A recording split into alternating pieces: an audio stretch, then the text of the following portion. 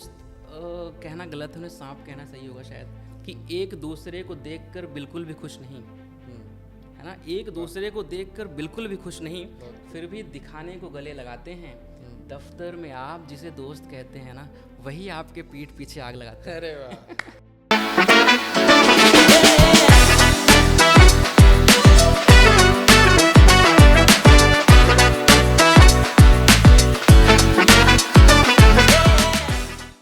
Hello everyone, welcome to our show beyond the finish line. आज हमारे साथ है सितांशु त्रिपाठी। एक पोएट हैं, ये राइटर हैं और आज अपनी जर्नी को हमारे सामने लेके आने वाले हैं। लेट्स सी आज इनकी जर्नी से हम क्या सीख पाते हैं। ओके, सो आज हमारे साथ हैं सितांशु किरण त्रिपाठी। और सबसे पहला सवाल, नाम में ये किरण क्यों? ये क्या शाहरुख खान वाली किरण है या कौन सी किरण है? So actually Sitanshu Kiran Tripathi on paper जो है सितांशु त्रिपाठी है। आफ्टर टाइम मुझे ये रियलाइज़ हुआ कि जैसे हमारी लाइफ में, है ना, फादर का रोल तो होता है। करेक्ट। सरनेम फादर का आता है ना। सितांशु मेरा नाम रखा और फादर का सरनेम आ गया त्रिपाठी। मेरी मदर का नाम है किरण। तो मुझे ये लगा कि अब फादर और मदर दोनों ने ही मिलकर जन्म दिया है, दोनों ही मिलकर आगे बढ़ा रहे हैं, तो मदर का नाम क्यों नहीं है। तो बिफोर दैट सरनेम मैंने मदर का नाम रखा है, तो सितांशु त्रिपाठी से अब सितांशु किरण त्रिपाठी हो गया। अरे वाह, बहुत आपकी माता जी बहुत प्राउड करती होंगी आपको फिर तो। बिल्कुल सर, प्राउड करती हैं और मुझे भी काफ़ी अच्छा लगता है जब मैं ये चीज़ बोलता हूँ कि मैं सितांशु किरण त्रिपाठी हूँ, ना कि सितांशु त्रिपाठी। तो मुझे ऐसा लगता है कि हाँ, माँ का नाम साथ में है तो वो उनकी ब्लेसिंग्स भी साथ में है और मुझे पर्सनली काफ़ी अच्छा लगता है जी। तो आज इस वीडियो को देखने के बाद जितने लोग भी इस वीडियो को देखेंगे वो सब ये कोशिश करेंगे कि अपने नाम के आगे अपनी माता जी का नाम भी लगा सकें। बिल्कुल सर, मुझे लगता है होना चाहिए ये, क्योंकि इंडिया में हमारी सोसाइटी में मदर का जो नाम है वो नहीं होता। तो मुझे ऐसा लगता है कि वो बिल्कुल होना चाहिए। इवन साउथ इंडिया में होता है, कई बार देखा है। महाराष्ट्र में भी होता हाँ, महाराष्ट्र साउथ इंडिया में वहाँ पे होता है। बट अगर हम अपने इधर बात करें एमपी में, यूपी में, तो यहाँ फादर का जो सरनेम है वही होता है सबसे बड़ा, है ना।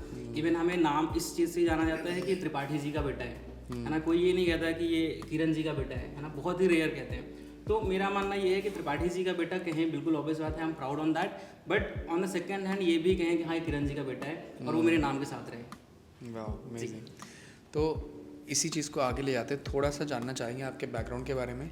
मतलब कैसे ये पोएट्री और फिर साइड में जॉब और सोशल एक इम्पैक्ट की, मतलब लोगों की मदद करनी है, समाज में एक इम्पैक्ट डालना है, ये सब कैसे आया? सो बेसिकली भाई अगर हम बात करें स्टार्टिंग से, तो फादर मेरे फार्मर रहे हैं। ओके।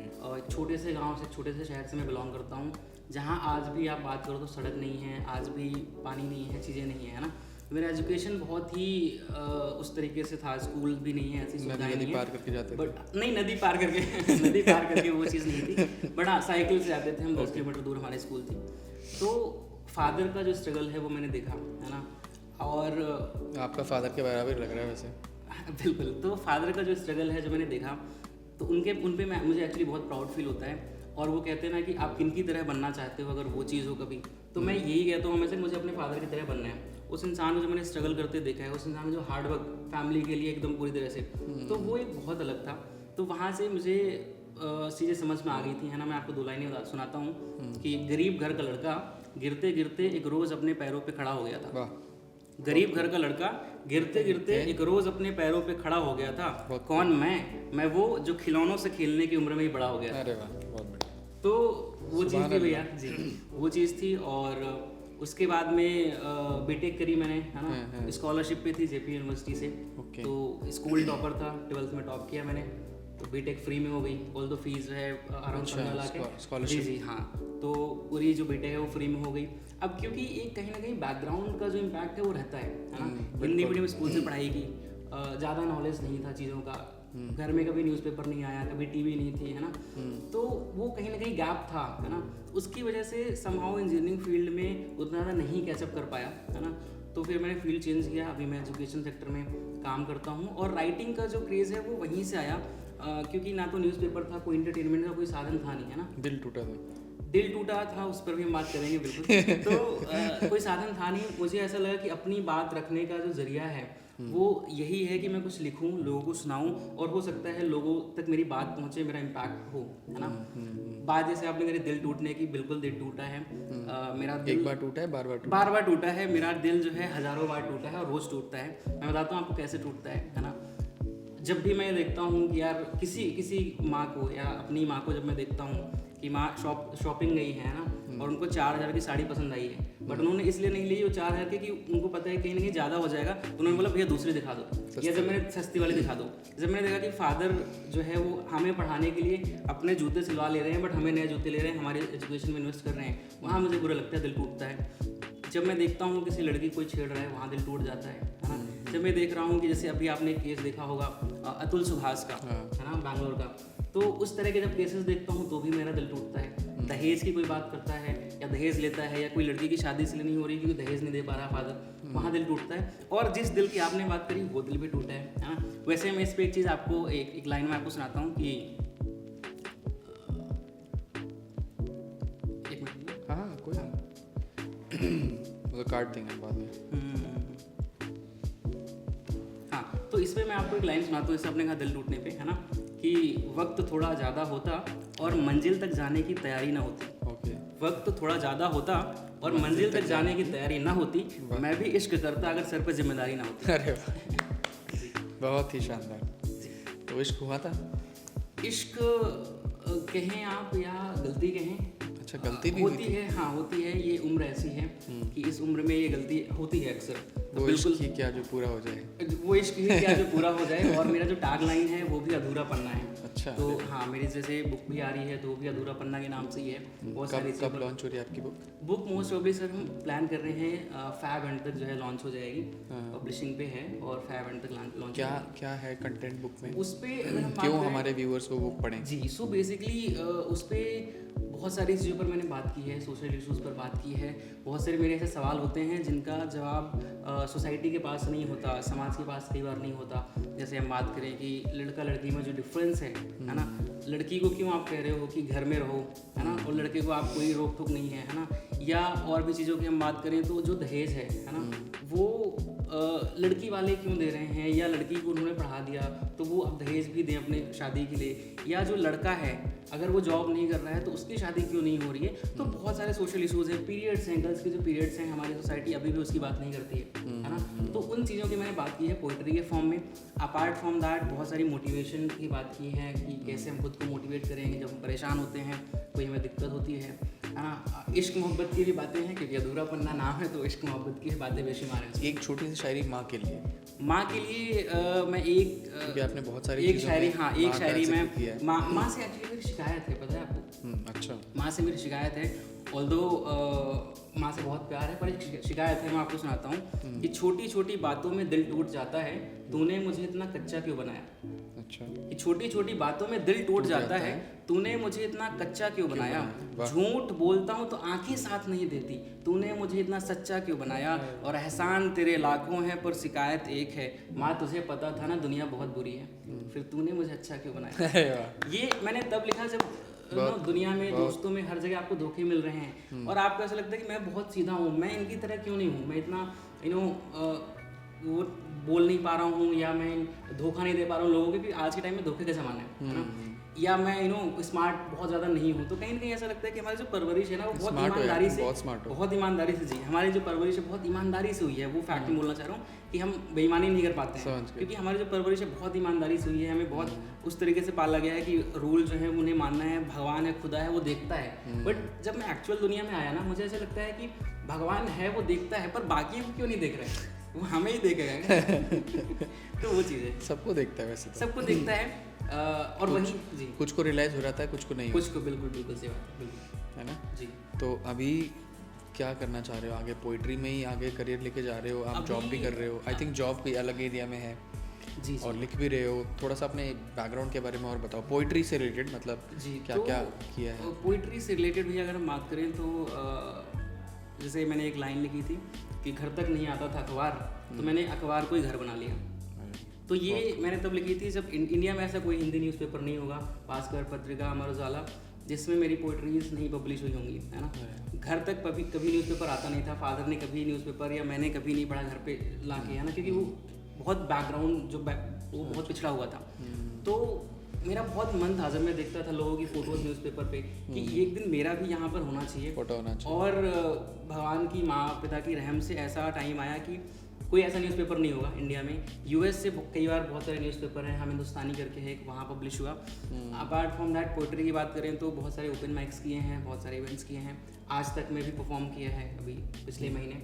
तो इस तरीके से जर्नी चल रही है इसकी। सबसे ज़्यादा कौन से पोएट को सुनना पसंद करते हो या किसको फॉलो करने की कोशिश करते हो, किसका लेख बहुत अच्छा लगता है? सबसे ज़्यादा अगर हम पोएट की बात करें वैसे तो बहुत सारे हैं, है ना।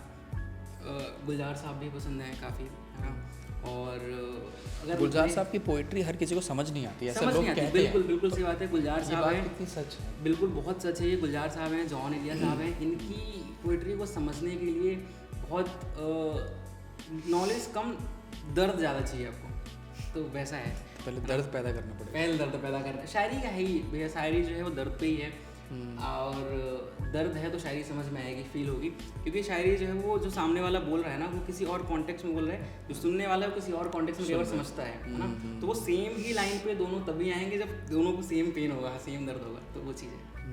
पुरानी जो पोइट्री की स्टाइल है और अब जो नए आर्टिस्ट आ रहे हैं, नई जो पोइट्री स्टाइल आ गई है, उसमें क्या डिफरेंस है? मतलब कोई अगर आज के टाइम पे अगर हमारा ये पॉडकास्ट देखे तो अगर वो एक अच्छा शायर बनना चाहे, फ्यूचर में एक राइटर बनना चाहे, तो वो किस चीज़ को दिमाग में रखे? नए शायरों को पकड़े, इनकी आर्ट फॉर्म को देखे, या पुराने गुलजार साहब, जॉन एलिया साहब, इन सबको? बिल्कुल। तो इसमें देखिए मेरा जो है दो चीज़ें हैं इसमें। एक तो ये होना चाहिए सबसे पहले कि तजुर्बा जो है वही आपको लिखने की जो कला है वो देता है ना।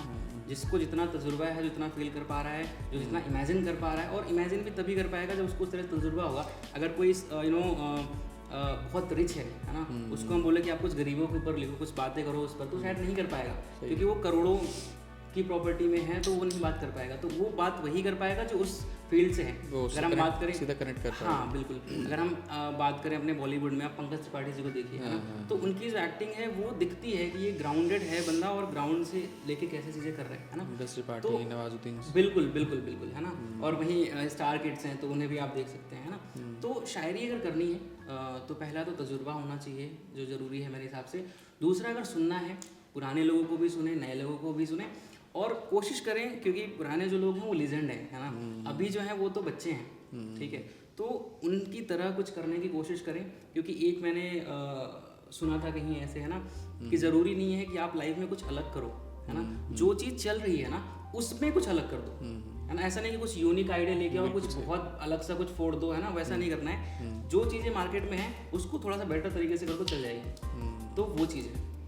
तो आप अपनी शायरी में ऐसा क्या एक्स फैक्टर डालते हो कि वो अलग हटके हो? अपनी शायरी में मैं सिर्फ रियल लाइफ की बात करता हूँ, है ना। जो चीज़ मैं फील करता हूँ मैं वही लिखता हूँ।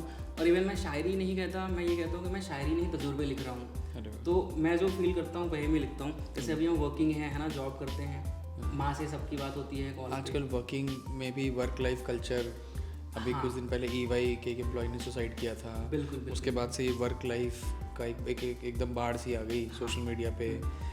इवन अभी जो अतुल सुभाष वाला जो इंसिडेंट हुआ था, उसमें भी he was also under some work stress भी था, वो भी एक एलिमेंट था। तो इसको कैसे देखते हो? कुछ लिखा है कभी इस पे? इस पे एक्चुअली क्या होता है ना कि जैसे वर्क लाइफ बैलेंस तो ऑब्वियस है, बहुत ज़रूरी है ना। इसमें मैंने दो चीज़ें आपको मैं सुनाता हूँ। एक तो ऑफिस के जो दोस्त होते हैं उन पर मैं आपसे बात करूँगा। दूसरा, हमारी जो वर्क लाइफ बैलेंस है, जैसे हम जॉब करते हैं, उस पर क्या होता है। उसमें मैंने एक लाइन लिखी थी कि कहती है माँ ऐसा भी क्या काम कि एक दिन की भी छुट्टी नहीं। जैसे अभी मैं आया हूँ तो 2 घंटे की छुट्टी लेके, है ना, तो कहती है माँ ऐसा भी क्या काम कि एक दिन की भी छुट्टी नहीं, कैसे बताऊँ बेटा अफसर नहीं नौकर लगा है।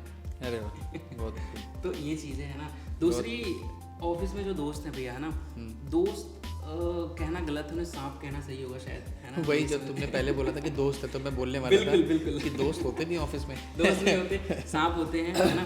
तो उन पे एक लाइनें मैंने लिखी थी कि एक दूसरे को देखकर बिल्कुल भी खुश नहीं, है ना, एक दूसरे को देखकर बिल्कुल भी खुश नहीं, फिर भी दिखाने को गले लगाते हैं।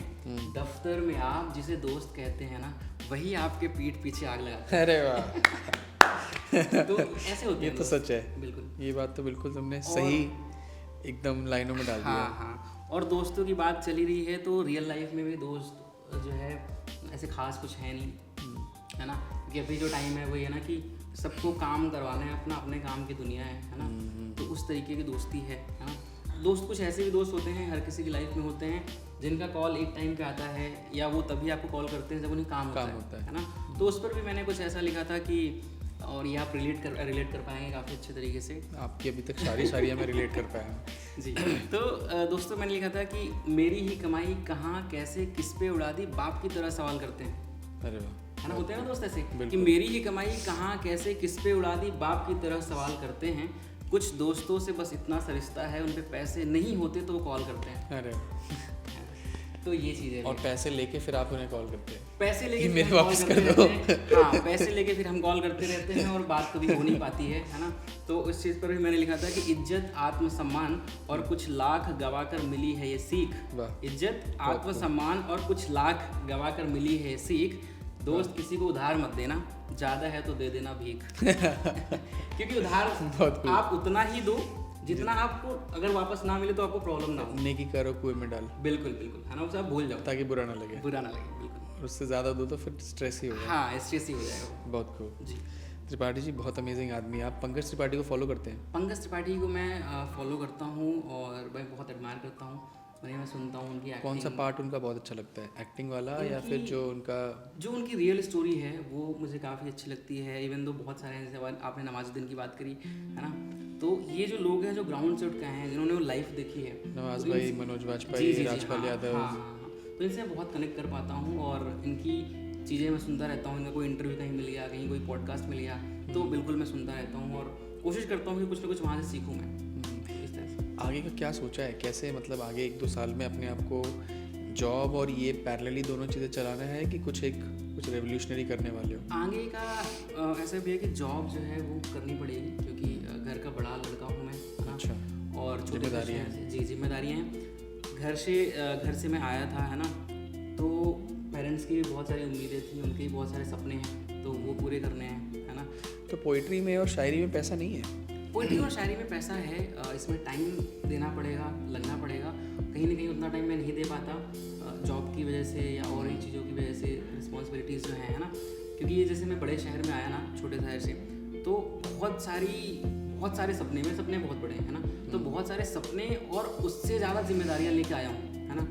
तो कहीं ना कहीं जिम्मेदारियों को मैं प्रायोरिटी देता हूँ। उसका रीज़न सबसे बड़ा ये है कि जैसे मेरे पास तो पूरी लाइफ है, पूरा टाइम है अभी, है ना, ऑल्दो वी डोंट नो कि कब क्या हो जाए, बट हाँ, पेरेंट्स जो हैं, है ना, उन्होंने बहुत सपने अपने इसलिए मार दिए क्योंकि उन्हें हमें पढ़ाना था, हमें आगे बढ़ाना था। तो मेरा सबसे जो प्राइमरी प्रायोरिटी है वो ये है कि उनके सपने पूरे करने हैं, उनकी हर वो चीज़ पूरी करनी है जो वो इसलिए नहीं कर पाए क्योंकि मुझे स्कूल भेजना था, मेरे लिए शूज़ खरीदना था, मेरे कॉलेज की फ़ीस देनी थी, है ना। तो उनके वो सपने पूरे करने हैं। दूसरा, अगर हम बात करें मदर्स की, है ना, तो उनके तो मुझे ऐसा लगता है हमारी सोसाइटी में, इंडिया में जो मदर्स वर्किंग नहीं है, या इवन हमारी जो जनरेशन है उसके पहले वाली जनरेशन की हम बात करें, तो मदर हाउस वाइफ ही होती हैं मोस्टली, है ना। मुझे चीज़ बहुत बुरी लगती है क्योंकि जैसे मदर की शादी हुई, जब उनकी शादी हुई होगी, है ना, शादी हुई, फिर बच्चे हुए और लाइफ चल रही है, उन्होंने एक ही काम किया है, सुबह उठेंगी, खाना बनाएंगी, शाम को खाना बनाएंगी, दोपहर खाना बनाएंगी और सो जाएंगी। तो मैं ये सोचता हूँ कि क्या इन्होंने यही सपने देखे थे, क्या इन्होंने यही सोचा होगा कि मुझे ये करना है? बिल्कुल नहीं, ये तो नहीं सोचा होगा। तो मुझे उनको वो सपने दिखाने हैं जो कहीं ना कहीं वो कभी सोचे थे उन्होंने। मुझे इवन मेरा बहुत बड़ा सपना है कि जब टाइम मिलेगा कभी माँ के साथ बैठ के बात करनी है, उनसे पूछना है कि शुरू से बताओ अपनी कहानी आज, और आपके सपनों की बात करेंगे। माँ के साथ एक पॉडकास्ट करेंगे, माँ के साथ पॉडकास्ट करेंगे, माँ के साथ बहुत सारी बातें हैं जो करनी है, तो उनके सपने पूरे करने में प्रायोरिटी है ना। एक झाड़ू और बेलन लेके बैठे। हाँ, मार बहुत खाई है, माँ से बहुत मार खाई है। माँ ही है जो अभी भी मार देती हैं, और उनका जो प्यार है वो भी अलग ही है। तो ये चीज़ प्रायोरिटी। किससे ज़्यादा कनेक्टेड हो, मम्मी से या पापा से? मम्मी से मैं ज़्यादा कनेक्टेड हूँ। पापा से होता है हमारी सोसाइटीज़ में कि फादर जो कहते हैं ना, बाप होता है, वो बिना बात का एक डिफरेंस होता है। हाँ, कि मतलब हाँ, हुआ कुछ नहीं है, लेकिन बिना बात का एक डिफरेंस होता है। इस पर मैं आपको एक लाइन सुनाता हूँ अगेन, है ना। पिताजी के सामने एक शक्ति बहुत ज़्यादा शक्ति है ना। तो इस पर मैंने एक लाइन लिखी थी कि जाने कब पूरे होंगे ख्वाब हमारे, कब कह पाऊंगा जो करना था वो कर डाला है। जाने कब पूरे होंगे ख्वाब हमारे, कब कह पाऊंगा जो करना था वो कर डाला है। जाने कब आएगा वो दिन जब बाप गले लगाकर बोलेगा ये शेर हम ही ने पाला है। अरे बहुत खूब। तो ये चीज़ है भैया, बहुत बड़ा सपना है कि नो फादर गले लगा लें और कहें कि यार बेटा ऐसा होना चाहिए, तो वो है। बाप गले लगाता है तो एक अलग ही फीलिंग, अलग ऐसा लगता है कि आज तो दुनिया जीत ली, अब कुछ नहीं चाहिए। दुनिया की सारी खुशियाँ एक तरफ, सारी खुशियाँ एक तरफ, और पिताजी के गले लगाने की खुशी। बिल्कुल बिल्कुल, तो वैसा है। बढ़िया।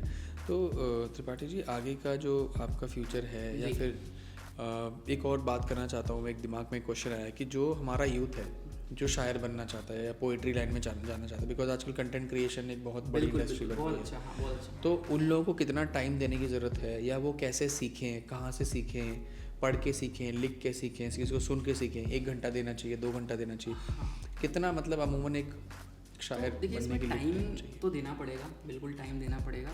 और कितना टाइम देना चाहिए पर डे? अगर क्योंकि जो राइटिंग है भैया, उसका ऐसा होता है ना कि आप अगर कभी किसी टॉपिक को लेके बैठो कि मुझे इस टॉपिक में लिखना है, वो शायद आप ना लिख पाओ, क्योंकि ये जो शायरी की जो कला है, जो राइटिंग है ना, ये उस मोमेंट में आती है ना।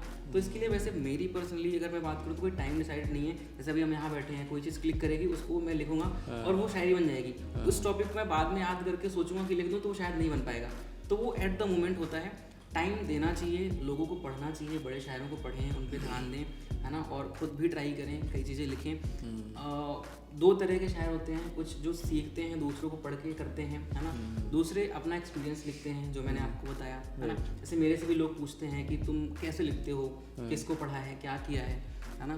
तो उस पर अगेन मैंने एक चीज़ ऐसी लिखी थी कि पूछते हैं लोग कि कैसे लिखते हो तुम, पूछते हैं लोग कि कैसे लिखते हो तुम, बताओ ना किस किस को तुमने पढ़ा है। पूछते हैं लोग कैसे लिखते हो तुम, बताओ ना तुमने किस किस को पढ़ा है। कैसे बताऊं उनको, उनके खुदा ने मेरे को संघर्षों से गढ़ा है। अरे बहुत। तो वो चीज़ें कि उस तरह से कहानी है। बहुत खूब। तो त्रिपाठी जी, बढ़िया चल रहा है लाइफ में सब कुछ, पोइट्री चल रही है, शायरी चल रही है, जॉब भी चल रही है, समाज के लिए क्या? समाज के लिए, क्योंकि आपकी बातों में हर एंगल में सोसाइटी, डाउरी, विमेन एम्पावरमेंट, ये सारे एंगल्स हैं। तो अभी आप समाज के लिए क्या कर रहे हो? समाज के लिए देखिए, ऐसा है कि मेरे बहुत सारे सपने हैं भैया, बहुत बड़े सपने हैं। मैं सोचता हूँ कि समाज में एक कुछ ऐसा कर सकूँ जो मुझे जाने के बाद भी याद रखें वो, है ना। जैसे आपने जाकिर खान की अगर सुनी हो बात, है ना, कि 2-4 सपने ऐसे हैं जिन्हें आसमां से कहीं दूर चाहता हूँ, ज़िंदगी भले ही गुमनाम हो, मौत मशहूर चाहता हूँ, है ना।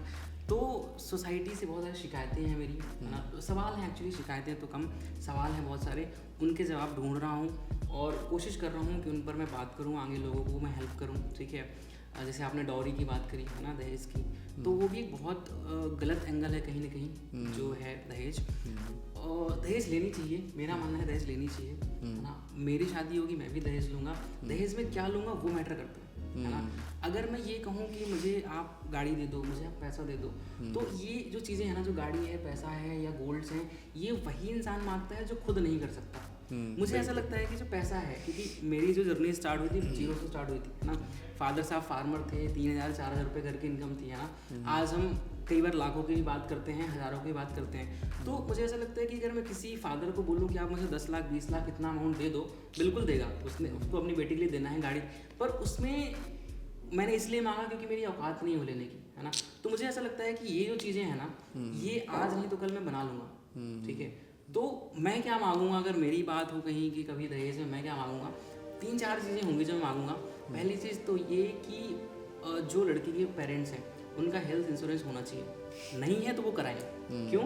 लड़की अभी ध्यान रख रही है, उनके बाद ध्यान रखने वाला कोई नहीं होगा, हो सकता है कोई हो भी, पर फाइनेंशियल जो बात आती है ना, वो कहीं ना कहीं मार खाते हैं लोग, है ना। तो अगर एक मोटा हेल्थ इंश्योरेंस होगा उनके पास में, तो अपना कम से कम इलाज करा पाएंगे। तो पहली मेरी कंडीशन ये होगी कि उनका हेल्थ इंश्योरेंस होना चाहिए। दूसरी चीज़ ये है कि अगर उनका ये मन है कि मुझे कुछ पैसे देने हैं अपनी तरफ से, पैसे चाहिए नहीं मुझे, सोना नहीं चाहिए, कुछ नहीं चाहिए, अगर उनका मन ये है कि मुझे पैसे देने हैं, उनके साथ मेरा ये एग्रीमेंट होगा कि आपने अपनी बेटी को जितना पढ़ाया है, ग्रेजुएशन करा दी, मास्टर्स करा दी, जितने पैसे खर्च करे हैं, 1 लाख 2 लाख 50,000 20,000, उतने ही पैसे आप किसी न किसी अनाथ आश्रम में एक बेटी की पढ़ाई में इन्वेस्ट करो, ठीक है। तो ये चीज़ मुझे चाहिए, है ना। उसके अलावा मुझे ये चीज़ चाहिए कि उनसे एक कमिटमेंट ये भी चाहिए कि उनके जो सगे संबंधी हैं, जैसे उनका खुद का बेटा है, खुद के जो रिलेटिव हैं, वो ये कमिटमेंट करेंगे मेरे साथ कि वो अगर अपने लड़के की शादी करेंगे तो वो कभी पैसे या सोना चांदी की बात नहीं करेंगे। अगर इन चीज़ों पे कोई एग्री होता है तो वो चीज़, ये चीज़ें हैं जो मुझे दहेज चाहिए।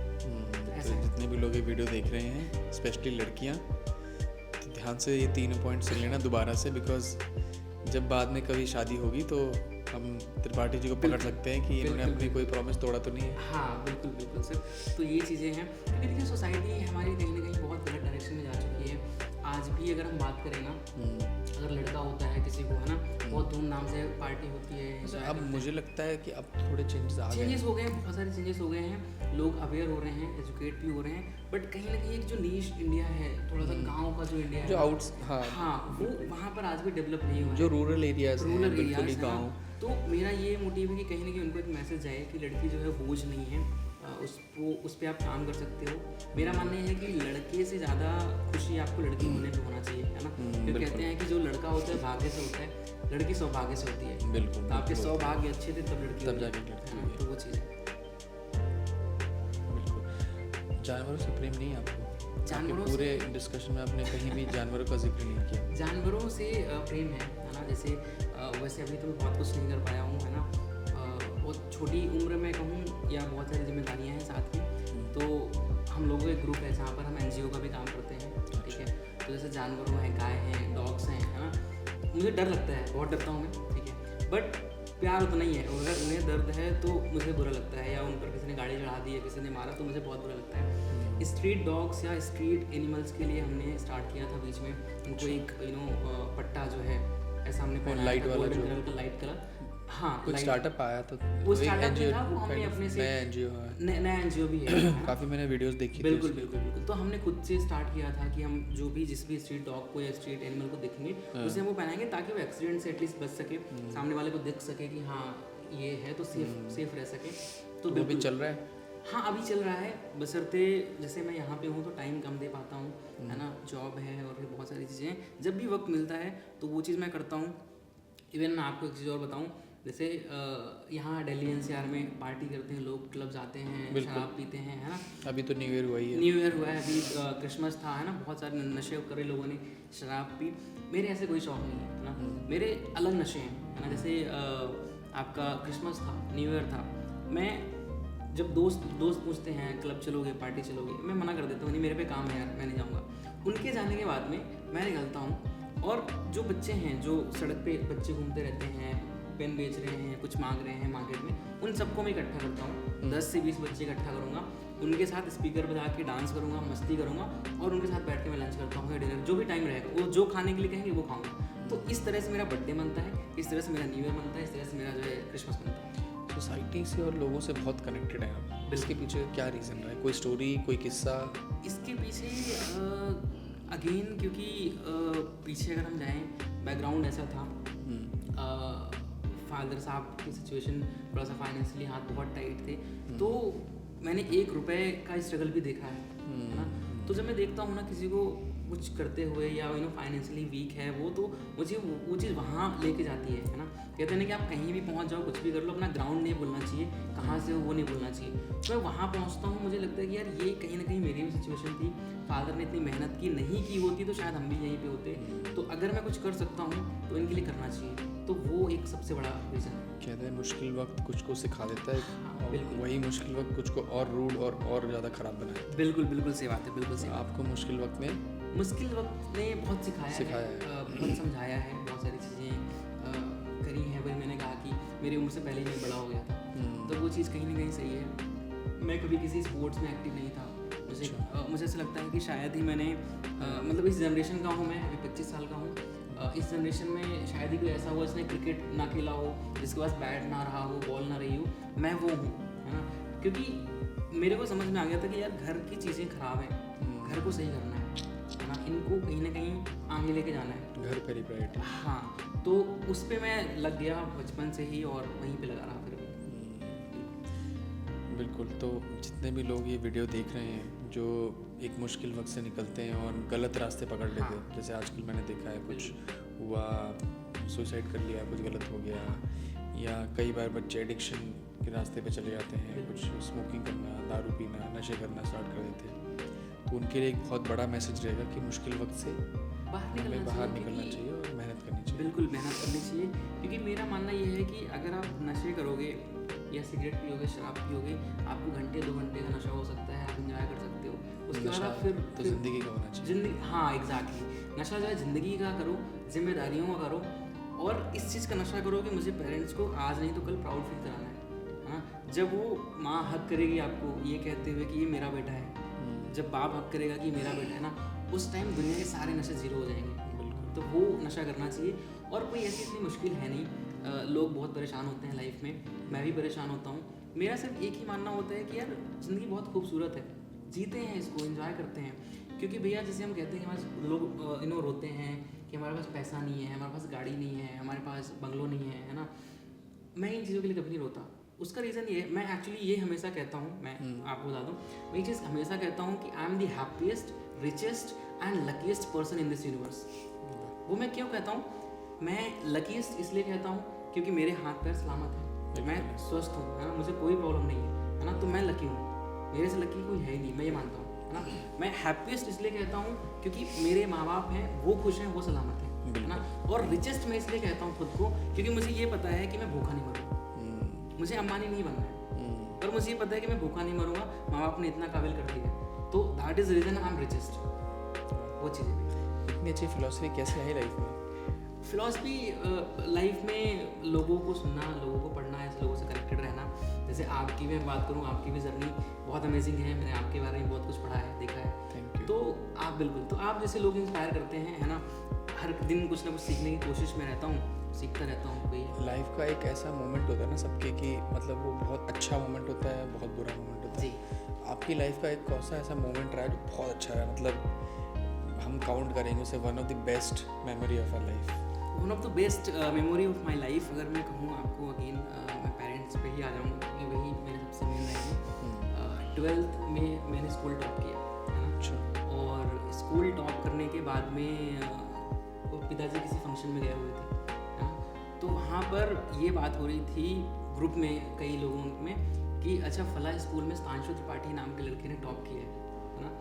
और फिर पिताजी ने बताया कि मेरा बेटा है, तो उन्होंने उनको बिठाया और कि अच्छा आपका बेटा है, और इस तरह से करा, बहुत अच्छी बात है, कैसे आपने किया। जब पिताजी ने घर में आके चीज़ बताई, उनकी आंखों में वो चीज़ दिख रही थी, हाँ वो चीज़ दिख रही थी। और वो चीज़ मुझे प्राउड फील हुआ कि यार अगर मैं ऐसा कुछ कर पा रहा हूँ कि पिताजी को मेरे नाम से लोग जान रहे हैं, 2 लोग ही, तो वो मेरे लिए मोमेंट है।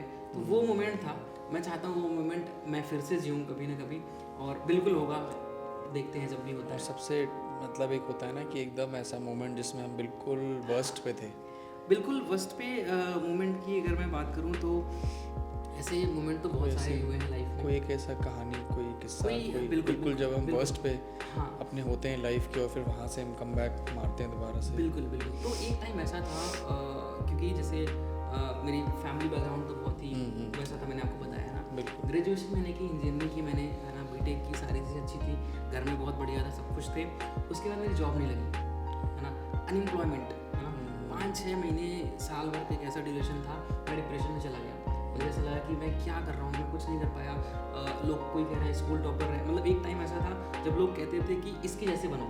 जब मैंने स्कूल टॉप किया, है ना, एक टाइम ऐसा आ गया कि लोग ये कहने लगे कि ये क्या कर रहा है, क्यों कर रहा है, इसके जैसे कोई ना बने। तो एक ऐसा, आपके जो रिलेटिव्स होते हैं वो भी ऐसी बातें करेंगे, आपके जो पेरेंट्स हैं वो भी कई बार हो जाते हैं, है ना। बिल्कुल। तो वो एक ऐसा फेज था, मुझे लगा कि मुझे सुसाइड कर लेना चाहिए, ऐसे थॉट्स भी आए, है ना।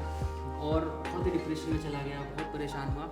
उसके बाद फिर अगेन जब भी मैं परेशान होता हूँ तो पिताजी की स्टोरी में सुनता हूँ, देखता हूँ कि यार इन्होंने यहाँ से उठा के, नीचे से ज़मीन से उठा के, 0 से उठा के अगर 10 तक लेके आए हैं ना, तो फिर 10 से तो आगे मैं ले जाऊँगा, कोई दिक्कत नहीं है। तो वहाँ से फिर स्टार्ट हो जाता हूँ। बहुत अच्छा, बहुत मोटिवेटिंग और इंस्पायरिंग जर्नी रही है आपकी। कुछ एक मैसेज हमारे यूथ के लिए, युवाओं के लिए क्या कहना चाहिए? कुछ एक शायरी से अगर जिक्र कर पाएँ इसका, कोई एक मैसेज शायरी के थ्रू। हाँ, शायरी क्योंकि मोस्टली लोगों को अक्सर ज्ञान तभी पसंद आता है जब वो एक तरीके से दिया जाए। तो शायरी वैसे मेरी तो नहीं है ये, है ना, मैं एक बहुत बड़े शायर हैं, उनकी मैं आपको शायरी सुनाता हूँ जो मुझे पर्सनली बहुत इंस्पायर करती है ना, कि परों को खोल जमाना उड़ान देखता है, परों को खोल जमाना उड़ान देखता है, जमी पे बैठ के क्या आसमान देखता है। तो ये बहुत डीप शायरी है और ये मुझे बहुत हिट करती है। हम बातें करते हैं ना कि ये नहीं हो रहा है, वो नहीं हो रहा है ना, तो हम बातें कर रहे हैं, है ना, उसको हमें करना पड़ेगा, इम्प्लीमेंट करना पड़ेगा, तो परों को खोलना पड़ेगा, तभी आसमान छू पाएंगे वो चीज़ें। सो आज हमारे साथ त्रिपाठी जी थे, इनका पूरा नाम है सितांशु किरण त्रिपाठी, ये ज़रूर याद रखें। और काफ़ी इंस्पायरिंग जर्नी रही है। बहुत अच्छे शायर हैं ये, इनकी बुक आने वाली है, समाज सेवा करते हैं, इनका NGO है, जानवरों की मदद करते हैं, मम्मी पापा से बहुत कनेक्टेड हैं। तो आज के इस पॉडकास्ट में ऐसी कौन सी शायरी आपको इनकी बहुत अच्छी लगी जो आपने रिपीट करके बार बार देखी हो, वो कमेंट सेक्शन में ज़रूर लिखिएगा। और उम्मीद करता हूँ आपको इनका जो डिस्कशन है, जो भी इन्होंने कहानियाँ, किस्से और अपनी जो जर्नी बताई है, उससे आपकी लाइफ में कुछ 0.01% ही चेंज आएगा, लेकिन कुछ चेंज ज़रूर आएगा, बिकॉज छोटा छोटा चेंज ही एक बड़े बदलाव को लाता है। तो उम्मीद करता हूँ आपको बहुत मज़ा आया होगा। तो ऐसे ही और पॉडकास्ट के लिए हमारे चैनल को सब्सक्राइब करिए और बेल आइकन ज़रूर दबा दीजिएगा ताकि आपको नोटिफिकेशन आए, और हम ऐसे अनुभवी अच्छे लोगों को आपके साथ लेके आएंगे और उनकी कहानियाँ किससे आपके से शेयर करते रहेंगे। Thank you so much. Thank you so much.